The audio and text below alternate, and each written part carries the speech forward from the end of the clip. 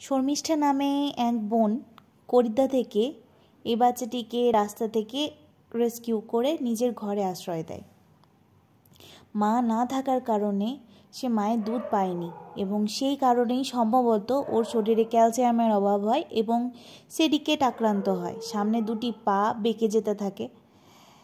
এমত অবস্থায় এই বোন আমাদের সঙ্গে কন্ট্যাক্ট করে এবং আমাদের গ্রুপ মেম্বার সুদীপদা এর চিকিৎসা শুরু করে। দীর্ঘ 18-19 দিনের ট্রিটমেন্টে আস্তে আস্তে ও কিন্তু সুস্থ হতে থাকে। বর্তমানে বাচ্চাটি অনেকটাই বড় হয়েছে এবং সম্পূর্ণ সুস্থভাবে হাঁটাচলা করছে, আগের থেকে একদমই সুস্থ। দেখেও ভালো লাগে যখন এই অবলাগুলির দায়িত্ব কেউ নেয় এবং এদেরকে এতটা ভালোবাসা কেউ দেয়। ভালো থাকুক শর্মিষ্ঠা এবং তার খুবই মিষ্টি এই বাচ্চাটি।